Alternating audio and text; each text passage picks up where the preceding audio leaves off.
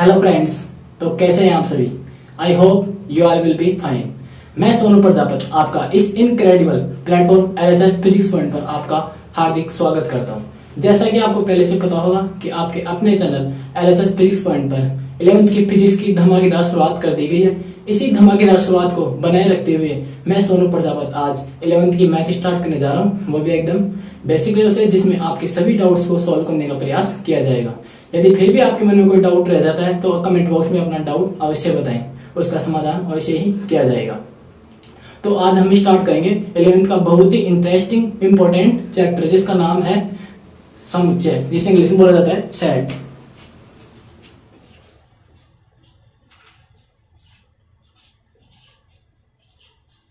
समुच्चय यह जो हमारा 11th का फर्स्ट चैप्टर है, यह बहुत ही इंपॉर्टेंट और साथ ही इंटरेस्टिंग चैप्टर है। यह इंटरेस्टिंग चैप्टर तो इस प्रकार से है क्योंकि इसमें इस प्रकार के कॉन्सेप्ट आएंगे जिसको समझने और हल करने में आपको बहुत ही मजा आने वाला है। और इम्पोर्टेंट चैप्टर इसलिए है क्योंकि 11th में इसके दो चैप्टर हैं, एक तो पहला है समुच्चय वाला और दूसरा है संबंधित फलन।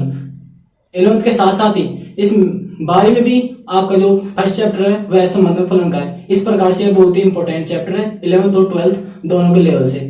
और यह जो हमारा फर्स्ट चैप्टर है वह 11th के सेकंड चैप्टर और 12th के फर्स्ट चैप्टर दोनों के लिए बेसिक्स का कार्य करता है। तो यह इस प्रकार से यह बहुत ही इंपॉर्टेंट चैप्टर है। तो हम शुरुआत करते हैं हमारे फर्स्ट चैप्टर समुच्चय से।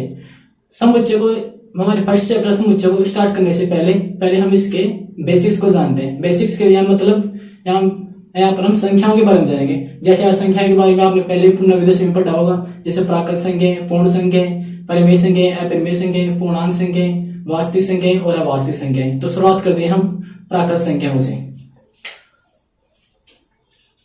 प्राकृत संख्या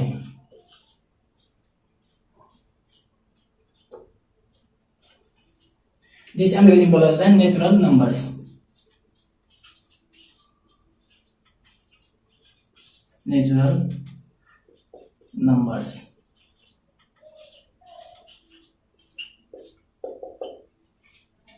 यह जो हमारी फर्स्ट संख्या है प्राकृत संख्या। प्राकृत संख्या आप याद रखिए कि गिनती याद रखिए। गिनती हम कहां से स्टार्ट करते हैं? एक से स्टार्ट करते हैं, कोई जीरो से स्टार्ट नहीं करते, एक से स्टार्ट करते हैं। हमें एक से स्टार्ट करो कहां तक जाएंगे? अनंत तक जाएंगे। तो प्राकृत संख्या क्या होगी? वे संख्याएं जो एक से स्टार्ट होती हैं और कहां तक जाती है? अनंत तक जाती हैं। क्या कहलाती है? प्राकृत संख्या कहलाती है। तो इसे हम हिंदी रूप में भी लिख सकते हैं या गणित रूप में लिखते हैं डायरेक्ट। जो एक से स्टार्ट होती है कहां तक जाती है? अनंत तक जाती है। क्या कहलाती है? प्राकृत संख्या कहलाती है। अब प्राकृत संख्याओं को कैपिटल एन के द्वारा व्यक्त किया जाता है क्योंकि इसका अंग्रेजी वर्ड क्या है? Natural number. तो नेचुरल नंबर का एन लिया गया है, तो इसे कैपिटल एन के द्वारा व्यक्त किया जाता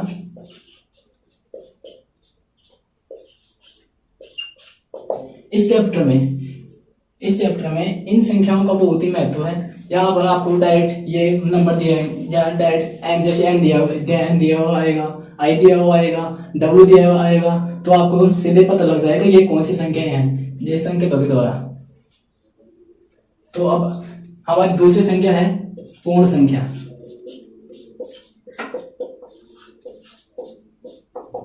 प्राकृत संख्याओं में हमने क्या देखा कि वे संख्याएं जो एक से स्टार्ट होती है कहां तक जाती है? अनंत तक जाती है। क्या कहलाती है? प्राकृत संख्या कहलाती है। और प्राकृत संख्या को किसके द्वारा व्यक्त किया जाता है? कैपिटल एन के द्वारा व्यक्त किया जाता है। अब दूसरी संख्या आती है हमारी पूर्ण संख्या। पूर्ण संख्या जिसे अंग्रेजी में बोला जाता है होल नंबर।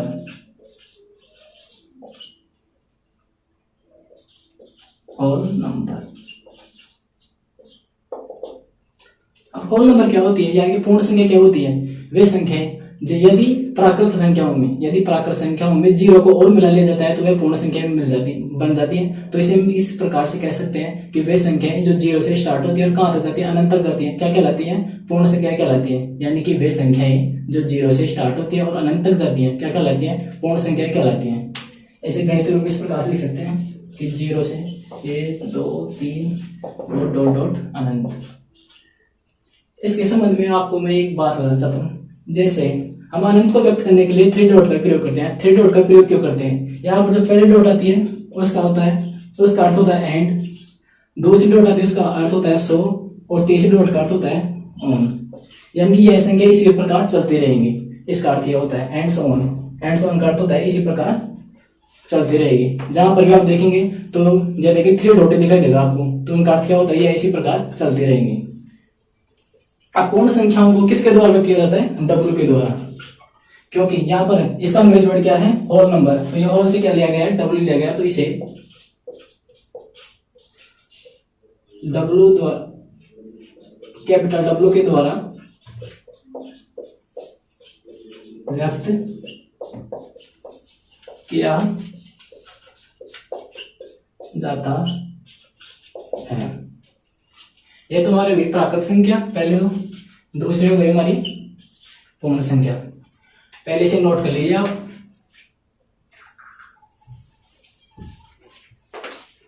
कर लिया होगा आप नोट से, तो बताते इसको।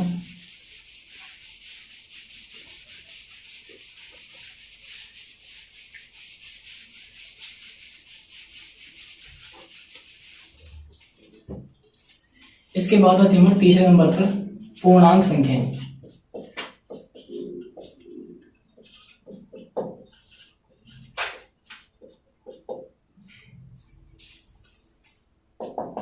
अब पूर्णांक संख्या क्या होती है, पूर्णांक संख्याओं में अभी इसका संधिविच्छेद क्या आता है, पूर्ण प्लस अंक, यानी कि इसमें पूर्ण संख्या होंगे साथ में कुछ अंक और आएंगे। पूर्ण संख्या जाएंगे जीरो से जो स्टार्ट हो जाए अनंत जाती है, वो तो क्या होती है पूर्ण संख्या। और अंक कौन से लेने, यहाँ पर माइनस की संख्या हो जाएंगी, तो क्या हो जाएंगे पूर्ण संख्या हो जाएंगी। यानी कि जो संख्या माइनस इन्फिनिटी से प्लस इन्फिनिटी तक होती है क्या कहलाती है, पूर्ण संख्या, पूर्णांक संख्या कहलाती है। या इस प्रकार भी कह सकते हैं कि वे संख्याएं जो जीरो से स्टार्ट होती हैं और धनात्मक और ऋणात्मक दिशा में, दोनों दिशा में क्या देती है, अनंत तक बढ़ती है, क्या कहलाती है, पूर्णांक संख्या कहलाती है। यानी कि वे संख्याएं जो जीरो से स्टार्ट होती हैं और धनात्मक और ऋणात्मक दोनों दिशाओं में अनंत तक जाती है, क्या कहलाती है, पूर्णांक संख्या कहलाती है। जैसे ये जीरो से स्टार्ट हुई, 1 2 तो कहाँ बोले इन्फिनिटी तक। इसी प्रकार ये -1, ये -2, -3 और कहाँ तक जाएंगी, माइनस इन्फिनिटी तक।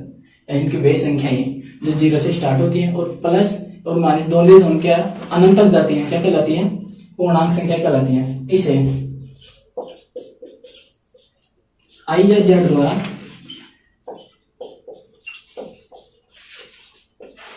व्यक्त किया जाता है।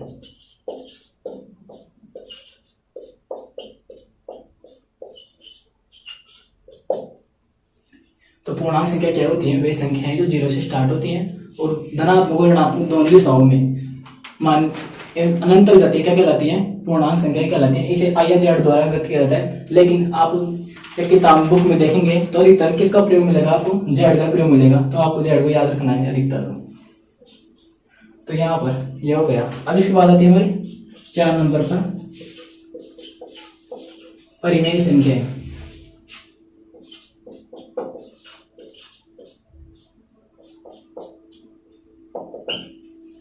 अब परिमेय संख्याओं के बारे में तो आपने नवीं दशमी में खूब पढ़ा होगा, यानी कि परिमेय संख्याओं के बारे में तो आपने खूब पढ़ा होगा। परिमेय संख्याएं तो आप जानते होंगे क्या होंगी, तो वे संख्याएं, तो इसमें स्टेटमेंट लिख देता हूं, वे संख्याएं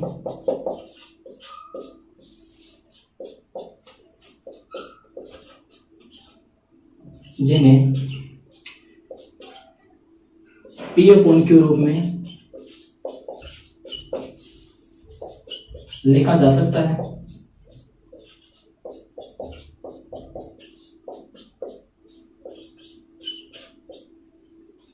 जहां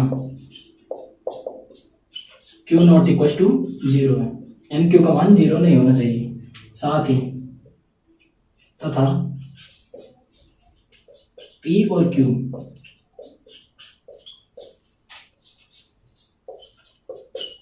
दोनों क्या होना चाहिए, पूर्णांक होना चाहिए,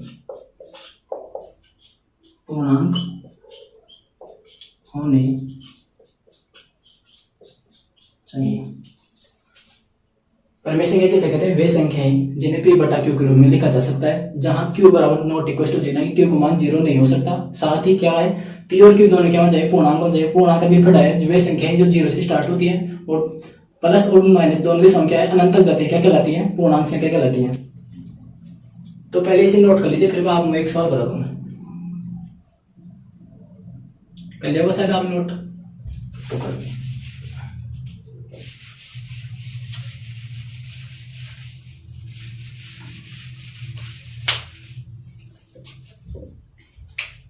ये तो है भाई, जैसे उदाहरण कहते हैं 1/2, ये 3/2, ये 5/2, ये तो क्या है परिमेय संख्या ही है, क्योंकि इन्हें p बटा q के रूप में लिखा जा सकता है। साथ ही साथ क्या है, यहाँ q बराबर 0 भी नहीं है, और p और q दोनों क्या है पूर्णांक संख्या है। जैसे ये -5/2 हो गए, तो यह भी क्या है -5 भी क्या है एक पूर्णांक संख्या है। तो इसी प्रकार से ये परिमेय संख्या होंगी। अब मैं आपसे एक सवाल पूछूं, क्या जीरो एक परिमेय संख्या है?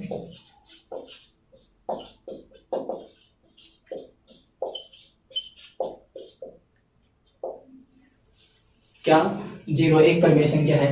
बिल्कुल है। कैसे? हम 0 के बट्टे में क्या लगा सकते हैं, 1 लगा सकते हैं। तो यहाँ पर q बराबर 0 है, नहीं है, और p और q दोनों क्या है पूर्णांक, क्योंकि 0 क्या है पूर्णांक संख्या है, क्योंकि 0 से तो स्टार्ट होती है संख्या। तो ये क्या हो गया, यह भी क्या है एक परिमेय संख्या है।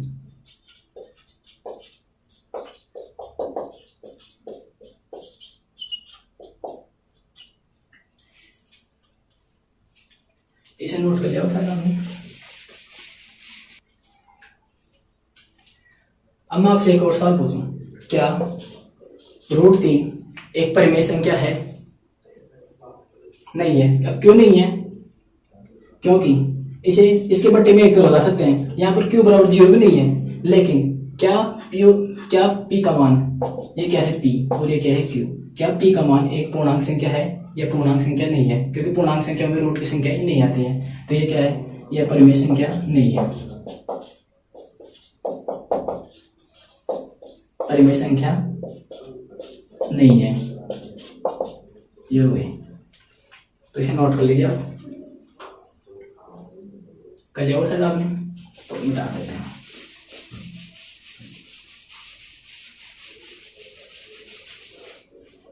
अब इसकी बात करें, परिमेय संख्याओं को किसके द्वारा व्यक्त किया जाता है? परिमेय संख्याओं को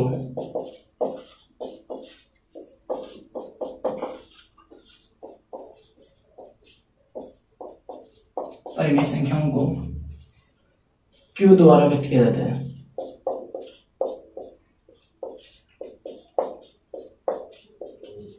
व्यक्त किया जाता है।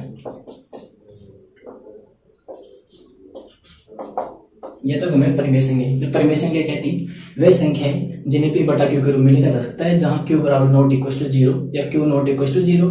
तो साथ ही क्या है, p और q दोनों क्या है पूर्णांक होने चाहिए। यदि पूर्णांक नहीं होंगी तो क्या हो जाएंगी, अपरिमेय संख्या हो जाएंगी।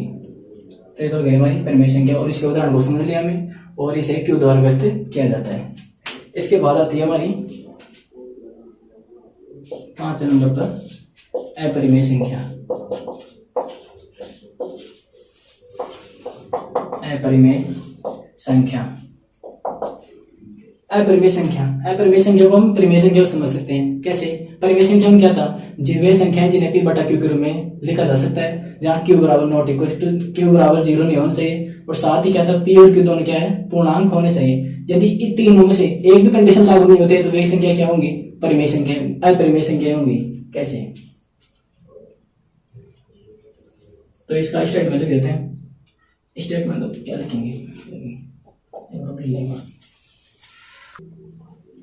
अब अपरिमेय संख्याओं के उदाहरण की बात करें, उदाहरण में क्या ले सकते हैं, जैसे रूट की संख्या ले लें और दशमलव की संख्या ले लें, तो वे किस में आएंगी, अपरिमेय संख्या। जैसे रूट की संख्या √3, √2, इसी प्रकार √3/2, √5/2, 5/2, जैसे दशमलव की संख्या। ये सभी संख्या किस में आती है, अपरिमेय संख्याओं में आती है। जैसे कैसे इसे समझ भी सकते हैं, जैसे √2 बोले, √2 इसके बट्टे में 1 लगा दें तो इसे p बटा q के रूप में लिखा जा रहा है। यहाँ q बराबर 0 भी नहीं है, ये भी लागू हो गई, ये भी लागू हो गई, लेकिन तीसरी कंडीशन क्या है, p और q दोनों क्या है पूर्णांक होने चाहिए, लेकिन यहाँ पर p का मान क्या है, पूर्णांक नहीं है, p पूर्णांक नहीं है, यानी कि 3 कंडीशन में से तीसरी कंडीशन फिर लागू नहीं हो रही, इसलिए क्या है, यह संख्या क्या है, एक अपरिमेय संख्या है। यह अपरिमेय संख्या, अपरिमेय संख्या को किसके द्वारा व्यक्त किया जाता है, p के द्वारा। अपरिमेय संख्याओं को पी के द्वारा व्यक्त किया जाता है। ये हो गई, इसे नोट कर लीजिए। नोट किया होता है आपने, तो मिटा देते हैं।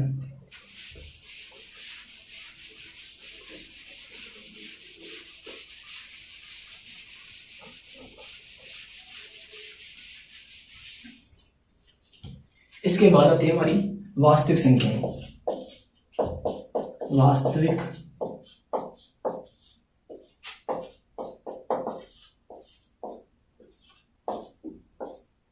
संख्याएं यानी कि रियल नंबर्स।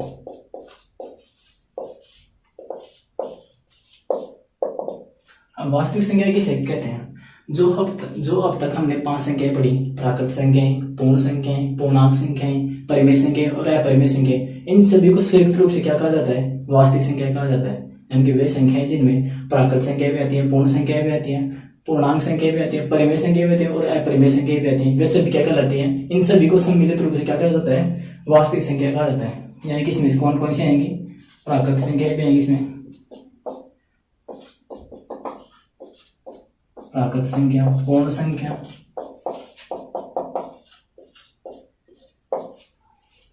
पूर्णांक संख्या,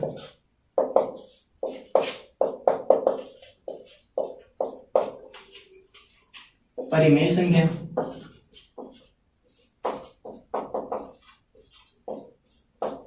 और अपरिमेय संख्या।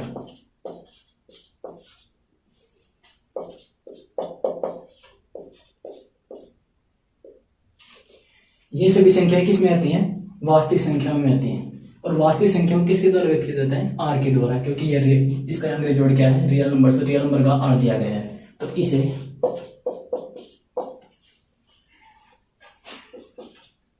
आर द्वारा व्यक्त किया जाता है। ये तो हो गई हमारी वास्तविक संख्या। और इसके बाद हमारी आती है लास्ट संख्या। कौन सी? अवास्तविक संख्या। अवास्तविक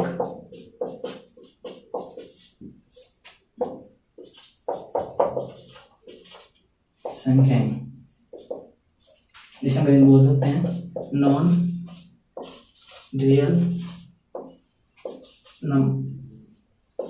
नंबर्स, या एक दूसरा नाम है इसका कॉम्प्लेक्स नंबर्स, यानी कि सम्मिश्र संख्या या कॉम्प्लेक्स नंबर या अवास्तविक संख्या, जिसे और नाम भी इसके सम्मिश्र संख्या, काल्पनिक संख्या, जिसे अंग्रेजी में non real numbers, complex numbers या इमेजिनरी नंबर्स, इस प्रकार से बोल सकते हैं। तो अवास्तविक संख्या क्या होंगी? वे संख्याएं जो वास्तविक संख्याएं नहीं है, यानी कि वास्तविक संख्याओं के अलावा जो संख्याएं बच गई वो कौन सी है? अवास्तविक संख्याएं। जैसे आयोटा वाली संख्याएं, जैसे -1 का रूट क्या होता है? आयोटा होता है। ये आप 11th के चैप्टर नंबर 5 में पढ़ेंगे, जिसमें आयोटा वाली संख्या आएंगी सम्मिश्र संख्या, जिनका हम विस्तार से अध्ययन करेंगे। यानी कि वे संख्याएं जो वास्तविक संख्याएं नहीं है क्या कहलाती हैं? अवास्तविक संख्या कहलाती है। यानी कि वास्तविक संख्याओं के अलावा जो संख्याएं बचती हैं वे क्या कहलाती हैं? अवास्तविक संख्या कहलाती हैं। और अवास्तविक संख्याओं को हम साधारणतः सी द्वारा व्यक्त कर सकते हैं, तो इसे नोट कर लीजिए।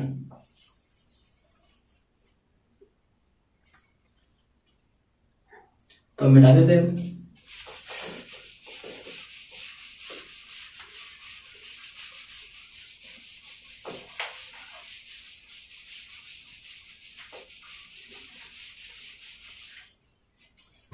ये तो थी हमारी संख्याओं के बारे में प्रारंभिक जानकारी। इसके बाद हम पढ़ेंगे समुच्चय, यानी कि हमारे जो मेन टॉपिक है वह कौन सा है, समुच्चय। ये तो इसका एक तरह से बेसिक लेवल था जिसमें जो हमारे समुच्चय में बहुत ही काम आने वाला है, आगे आप देखेंगे। यानी कि हम अभी स्टार्ट करते हैं समुच्चय से। समुच्चय इसे अंग्रेजी में बोला था सेट, यानी कि सेट का सामान्य अर्थ में क्या ले सकते हैं, कोई भी संग्रह, कोई भी समूह है। यानी कि जैसे किताबों का सेट, कोई मार्कर का सेट, पेनों का सेट, स्टूल का सेट। जैसे अभी हमने संख्याएं पढ़ी है, जैसे प्राकृत संख्याओं का सेट, पूर्ण संख्याओं का सेट, पूर्णांक संख्याओं का सेट। इसी प्रकार परिमेय संख्याओं का, अपरिमेय संख्याओं का, वास्तविक संख्याओं का और अवास्तविक संख्याओं का सेट, किसी प्रकार का सेट ले सकते हैं। लेकिन हम इसे परिभाषा के अनुसार थोड़ा स्पष्ट रूप से समझते हैं। परिभाषा क्या है इसकी?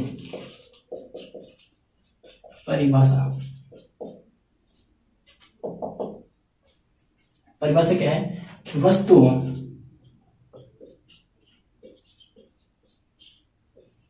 के सुपरिभाषित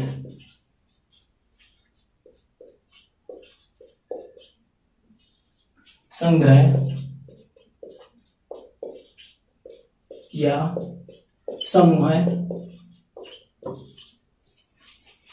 को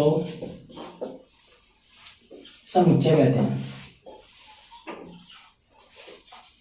समुच्चय कहते हैं। परिभाषा क्या है हमारी?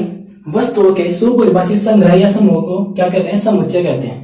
यह तुम्हारी परिभाषा है। यहाँ पर एक शब्द है सुपरिभाषित। अभी सुपरिभाषित शब्द का अर्थ क्या है, इसके अर्थ को समझने का प्रयास करते हैं। यहाँ पर सुपरिभाषित शब्द का अर्थ है कि हमें किसी भी समुच्चय को देखते ही पता लग जाना चाहिए कि यह तो हमारा समुच्चय का अवयव है और यह समुच्चय का अवयव नहीं है। इसे हम दो उदाहरणों द्वारा समझ सकते हैं। जैसे हम कोई प्राकृत संख्याओं की क्या ले लें, समुच्चय ले लें, जिसे किसके द्वारा व्यक्त किया जाता है? एन के द्वारा। यह कोई प्राकृत संख्याओं क्या है? समुच्चय, जिसमें किस प्रकार है, ये 1 2 3 4 इस प्रकार से ये ले लेंगे। कहां तक जाएंगे? अनंत तक जाएंगे। ये प्राकृत संख्या को समुच्चय। और मैं आपसे पूछूं, क्या 4 एन का अवयव है? एन का अवयव है? तो आप बोलेंगे बिल्कुल है। कैसे? क्योंकि हम प्राकृत संख्या को जानते हैं कि प्राकृत संख्या कहां से स्टार्ट होती है? 1 से स्टार्ट होती है, कहां तक जाती है? अनंत तक जाती है। और इसमें 4 भी आता है। तो इस प्रकार से हम स्पष्ट रूप से कह सकते हैं कि 4 क्या है? एन का अवयव है। 4 एन का अवयव है। इसी प्रकार में कोई दूसरा उदाहरण दूं, इसी प्रकार हम दूसरा उदाहरण ले जाए। मैं आपसे एक सवाल पूछूं कि आप अपने अनुसार कोई भी वर्ल्ड के 10 बेस्ट खिलाड़ियों के नाम बताइए। तो एक व्यक्ति तो इसके अलग नाम बताएगा और इस एक दूसरे व्यक्ति अलग नाम बताएगा। तो उन दोनों में आपसे क्या होगा? मतभेद होगा, उनमें विरोधाभास उत्पन्न होगा। जब भी समुच्चय में, याद रखना, जब भी समुच्चय में विरोधाभास उत्पन्न होता है तो वह समुच्चय परिभाषित नहीं होता है। जब भी समुच्चय में विरोधाभास उत्पन्न होता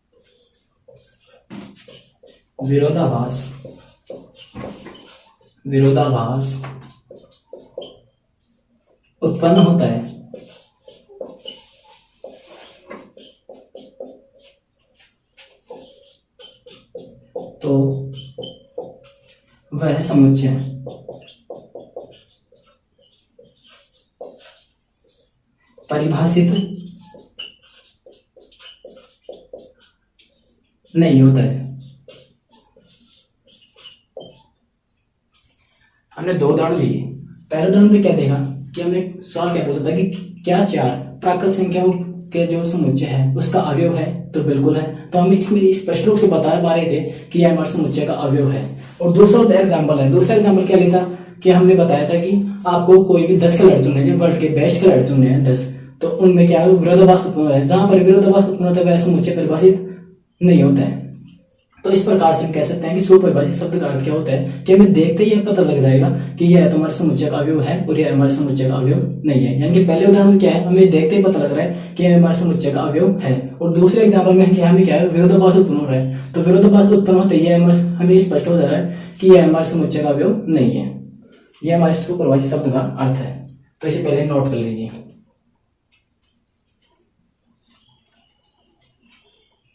तो मिटा देते हैं।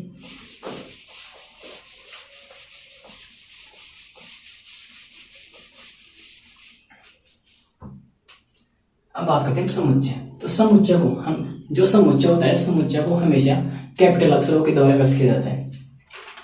कैपिटल अक्षर जैसे ए बी सी डी या एक्स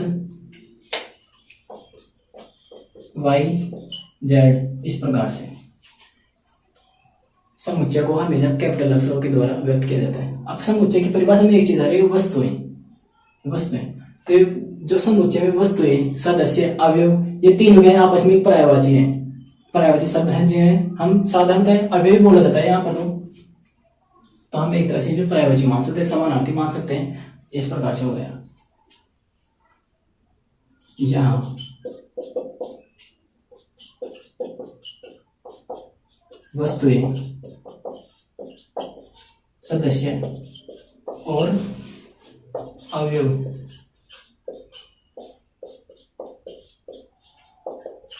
एक दूसरे के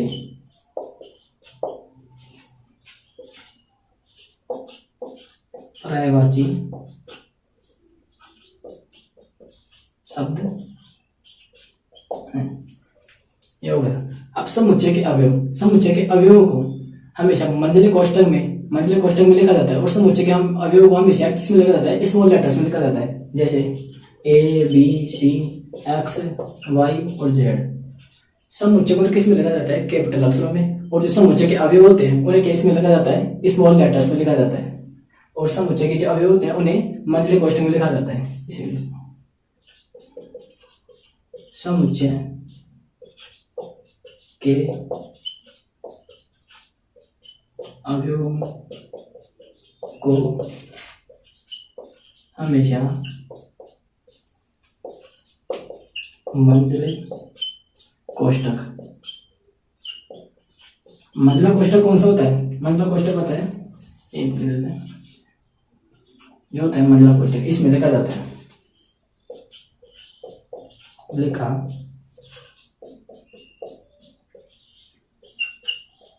जाता है।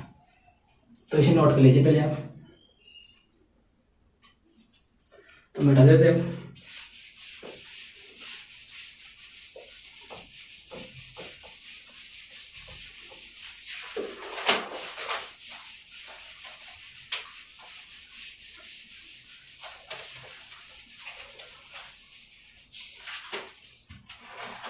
अब ये तो था समुच्चय का थोड़ा सा वर्णन था। अब इसके बाद हम बात करते हैं समुच्चय के कुछ एग्जाम्पल।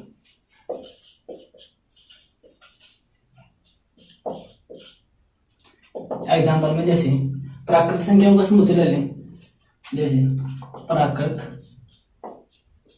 संख्याओं का समुच्चय।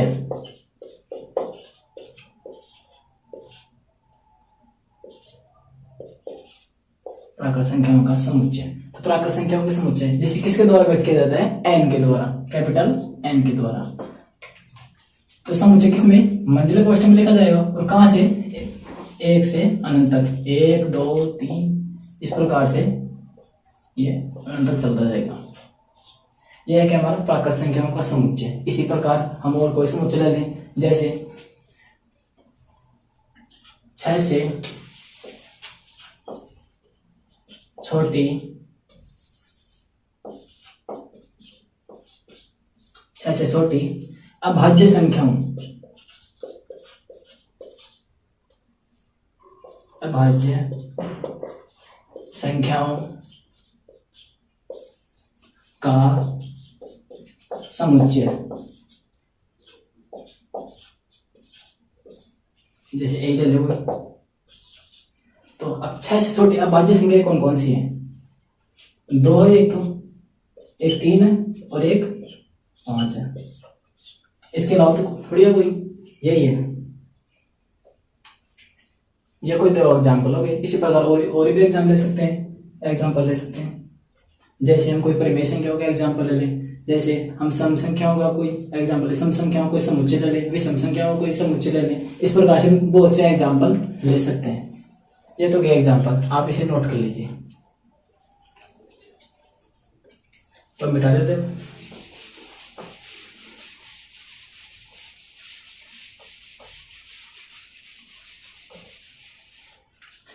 अब एग्जाम्पल की बात, एक इंपॉर्टेंट नोट लिखिए,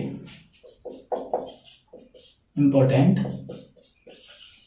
नोट, जिसमें पहला पॉइंट है, पहला पॉइंट कौन सा है, वही है कि समुच्चय में विरोधाभास नहीं होता है, विरोधाभास नहीं होता है। ये हो गया पहला पॉइंट, क्या समुच्चय में विरोधाभास नहीं होता है। यदि विरोधाभास हो जाएगा तो क्या हो जाएगा, वह समुच्चय परिभाषित नहीं होगा। तो हमें तो समुच्चय लेना है लेकिन परिभाषित, अगर विरोधाभास होगा तो वह समुच्चय परिभाषित नहीं होगा, लेकिन हमें तो परिभाषित करना है। तो इसलिए यह नोट है कि समुच्चय में विरोधाभास नहीं होता है। दूसरा पॉइंट है, समुच्चय में अवयवों की पुनरावृत्ति नहीं होती है। समुच्चय में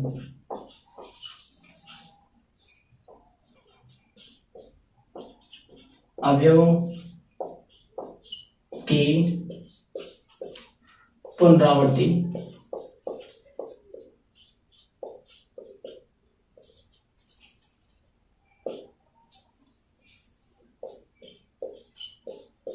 नहीं होती है। अब आप पूछेंगे कैसे, जैसे हम कोई समुच्चय ले लें, जैसे कोई शब्द ले लें, उसका समुच्चय बनाएं। जैसे शब्द कौन सा लें, हम कोई मैथमेटिक्स ले लेते हैं, मैथमेटिक्स, MATHEMATICS,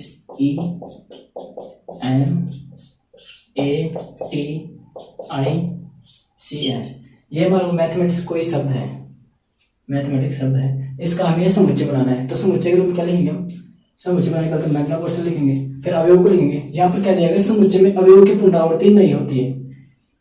यहाँ की देख, यहाँ पर m कितनी बार है, 2 बार, a भी कितनी बार है, 2 बार, और t कितनी बार है, 2 बार, और e भी 1 बार है, i भी 1 बार है, और c भी 1 बार है, और s भी 1 बार है। जो भी अवयव 2 बार है उन्हें सिर्फ 1 बार लिखा जाएगा, 2 बार नहीं लिखा जाएगा। समुच्चय का ये दूसरा नियम है। तो ये समुच्चय क्या हो जाएगा इसका, MATHE,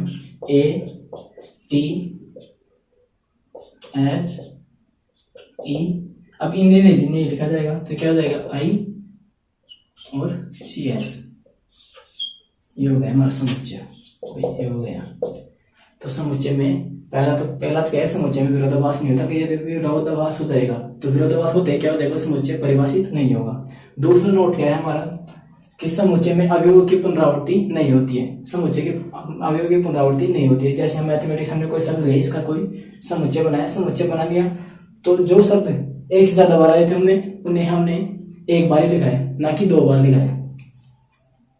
यानी हमें अवयव की पुनरावृत्ति नहीं करनी है। इसके बाद हमारा तीसरा पॉइंट आता है इसका, नोट है कि समुच्चय में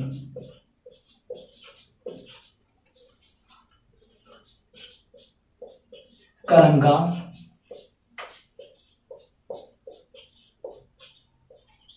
कोई महत्व नहीं है।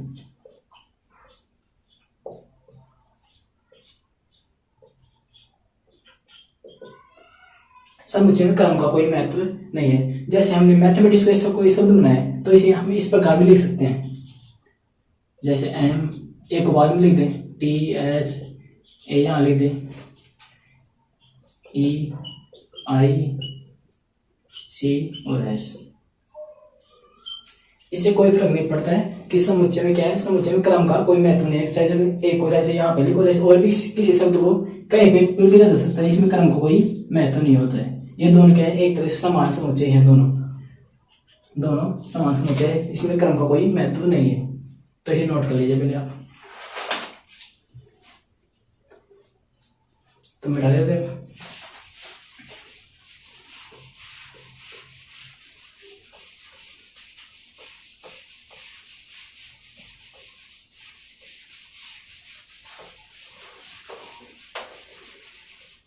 तो ये था हमारा इंपॉर्टेंट नोट, जिसमें हमने देखा कि पहला पॉइंट तो क्या था, पहला पॉइंट तो था कि समुच्चय में विरोधाभास नहीं होता, यदि विरोधाभास होगा तो वह समुच्चय परिभाषित नहीं होगा। और जो दूसरा पॉइंट है, दूसरा पॉइंट क्या है, समुच्चय में अवयवों की पुनरावृत्ति नहीं होती है, अवयव की पुनरावृत्ति नहीं होती। जो भी एक से ज्यादा बार आएगा उन्हें सिर्फ 1 बार लिखा जाएगा, ना कि 1 से अधिक बार।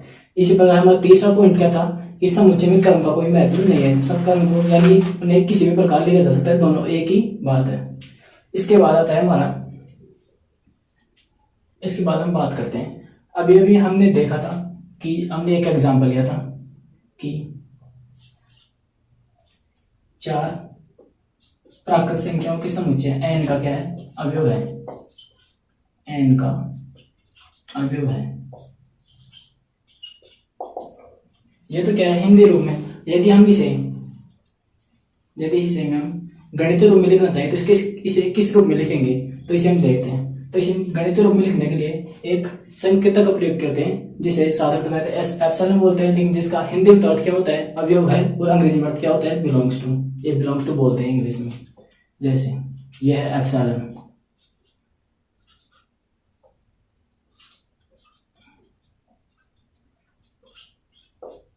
एप्सिलॉन हिंदी में तो क्या है, हिंदी में तो क्या बोलते हैं इसे, अवयव है,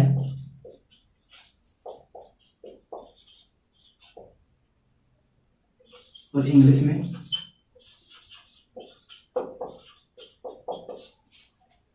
belongs to.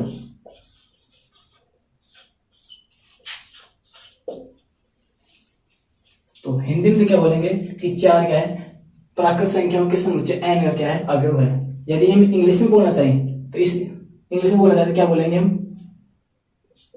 4 is belongs to n। और गणितीय रूप में यदि लिखना चाहिए तो क्या हो जाएगा, 4 बिलोंग्स टू n। ये गणितीय रूप में हो गया इसका। तो इसे प्रदर्शित करने के लिए हम एक संकेतक का प्रयोग करते हैं, जो क्या है, एप्सिलॉन, जिसका हिंदी में अर्थ क्या है, अवयव है, और इंग्लिश में क्या बोला जाता है, बिलोंग्स टू। जैसे इस प्रकार लिखा जाता है, 4 इज बिलोंग्स टू n, या 4 n का अवयव है। इस प्रकार से हम बोल सकते हैं। ये हो गया हमारा, इसे नोट कर लीजिए। तो मिटा देते हैं।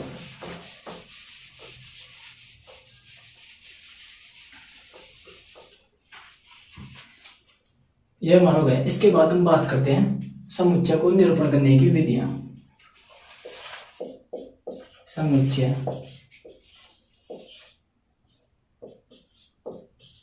को निरूपण करने की